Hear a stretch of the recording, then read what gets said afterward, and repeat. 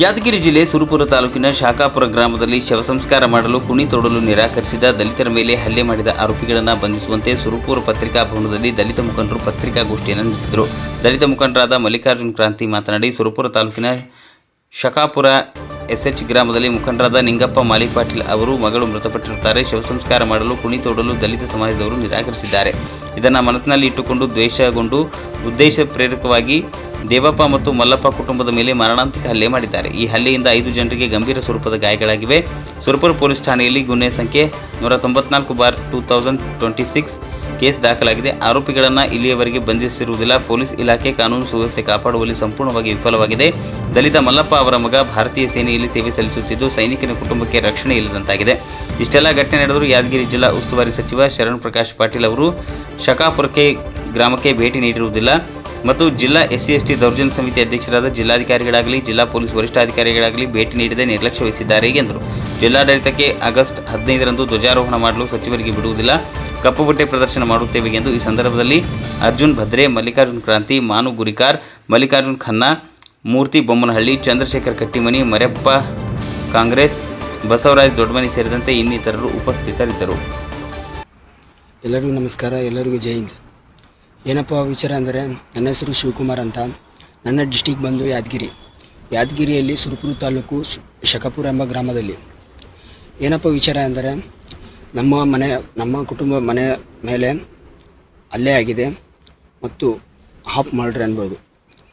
ನಮ್ಮ ಅಮ್ಮನಾಳಾದ ಸಿದ್ದಮ್ಮ ತಳವಾರವರಿಗೆ ಮತ್ತು ನಮ್ಮ ಮಾಮ ಅಕ್ಕನ ಗಂಡನಾದ ದೇವಪ್ಪ ತಳವಾರವರಿಗೆ ಮನಸ್ಸಿಗೆ ಹೇಗೆ ಬರುತ್ತೆ ಆ ಥರ ಹೊಡೆದಿದ್ದಾರೆ. ರೀಸನ್ ಒಂದೇ, ತಳವಾರಿಕೆ ಅಂತ. ಯಾಕಂದರೆ ಇಲ್ಲಿ ಒಬ್ಬ ಸೈನಿಕನ ಮನೆ ಫ್ಯಾಮ್ಲಿಗೆ ಸೆಕ್ಯೂರಿಟಿ ಇಲ್ಲ, ಸೇಫ್ಟಿ ಇಲ್ಲ ಸ್ಟೇಟ್ ಒಳಗೆ. ಅಂದರೆ ನಾವು ಇಲ್ಲಿ ಗಡಿ ಒಳಗೆ ನಾವು ಕಾಸ್ಟ್ ಯೂಸಲ್ ಮಾಡಬೇಕಾಗುತ್ತಾ ಹೇಳಿ ಪೊಲೀಸರು. ಸೈನಿಕನಿಗೆ ಈ ಥರ ಇಲ್ಲ ಅಂದರೆ ಯಾವನಿಗೆ ಸೇಫ್ಟಿ ಕೊಡ್ತೀರಿ ನೀವು? ಅಲ್ಲಿರೋ ಜನಗಳಿಗೆ, ನಮ್ಮ ಫ್ಯಾಮ್ಲಿಗೆ ಅಂತಲ್ಲ, ಬೇರೆ ಫ್ಯಾಮ್ಲಿ, 100 ಫ್ಯಾಮ್ಲಿಗಳು ಜಾತಿ ಮತ್ತು ದಬ್ಬಳಿಕೆ ಈ ಥರದಲ್ಲಿ ಮುಚ್ಚಿ ಹೋಗಿವೆ ಮಣ್ಣಲ್ಲಿ. ನಮ್ಮ ಸುರಪುರ ಮತ್ತು ನಮ್ಮ ಡಿಸ್ಟಿಕ್ ಯಾದಗಿರಿ ಅಂದರೆ ಶಿಕ್ಷಣದಲ್ಲಿ ಹಿಂದುಳಿದ ಜಿಲ್ಲೆ. ಅದರ ಸಲುವಾಗಿ ಎಲ್ಲ ಕಸ್ಟಡಿಗೆ ತಗೊಳ್ಳಿ. ಯಾರ್ಯಾರು ತಪ್ಪು ಮಾಡಿದ್ದಾರೆ, ಯಾರ್ಯಾರು ಹೆಸರು ಕೊಟ್ಟಿದ್ದಾರೆ ಅವರೆಲ್ಲ ಕಸ್ಟಡಿಗೆ ತಗೊಳ್ಳಿ. ಕರೆಕ್ಟಾಗಿ ಅವರಿಗೆ ಶಿಕ್ಷೆ ಆಗಬೇಕು. ನಾನು ಇಲ್ಲಿದ್ದೀನಿ, ಅಸ್ಸಾಂದಲ್ಲಿ ಆನ್ ಡ್ಯೂಟಿದಾಗಿದ್ದೀವಿ ಸರ್. ಹೇಳಕತ್ತೀನಿ, ನಮ್ಮ ಫ್ಯಾಮ್ಲಿಗೆ ಅಂತಲ್ಲ, ಪ್ರತಿಯೊಂದು ದಲಿತ ಸಮುದಾಯದವರು ಸುರಪುರ ತಾಲೂಕಿನಲ್ಲಿ ಬದುಕೋಕ್ಕೂ ಭಾಳಷ್ಟು ಕಾಸ್ಟಿಸಮ್. ಪ್ರತಿಯೊಂದು ಹೋಟೆಲ್ಗಳಲ್ಲಿ ಮತ್ತು ಗುಡಿಗಳಲ್ಲಿ, ಬೋರಿಂಗ್ಗಳಲ್ಲಿ, ಬಾವಿಗೆ ಪ್ರವೇಶವಿಲ್ಲ ಇಲ್ಲಿವರೆಗೂ. ಹೇಳ್ತೀನಿ ಸರ್, ಹಾಗೆ ನ್ಯೂಸ್ ಚಾನಲ್ ಇಲ್ಲಿವರೆಗೂ ಒಬ್ಬರು ನ್ಯೂಸ್ ಚಾನಲ್ನವರು ಕಿವಿ ಎತ್ತಿಲ್ಲ. ಮತ್ತು ಒಂದು ಘಟನೆ, ಒಂದು ಗ್ರೂಪು, ದಲಿತ ಗ್ರೂಪ್ಗಳು ಒಬ್ಬರು ಬಂದಿಲ್ಲ. ಒಂದೇ ವಾರ್ತೆ ಭಾರತಿ, ಆ ಒಂದು ಪತ್ರಿಕೆಯಲ್ಲಿ ಕಂಡು ಬಂದಿದೆ. ಧನ್ಯವಾದಗಳು. ಮತ್ತು ಬಾಕಿ ನ್ಯೂಸ್ ಚಾನಲ್ಗಳು ಯಾಕೆ ಧ್ವನಿ ಎತ್ತಿಲ್ಲ, ಯಾಕೆ ಅದು ವಿಷಯವನ್ನು ತಗೊಂಡು ಹೊಂಟಿಲ್ಲ ಗೊತ್ತಿಲ್ಲ. ಅದರ ಸಲುವಾಗಿ ಆದಷ್ಟು ಬೇಗ ಈ ವಿಷಯವನ್ನು ಅವರಿಗೆ ಒಳ್ಳೆ ಅಲ್ಲ ಅದೆಲ್ಲ ತನಿಖೆ ಮಾಡಿ ಅವರಿಗೆ ಶಿಕ್ಷೆ ಕೊಡಿ. ಕಸ್ಟಡಿ ಆದಷ್ಟು ಬೇಗ ತಗೊಳ್ಳಿ. ಇವತ್ತು ಎಕ್ಸಾಮು.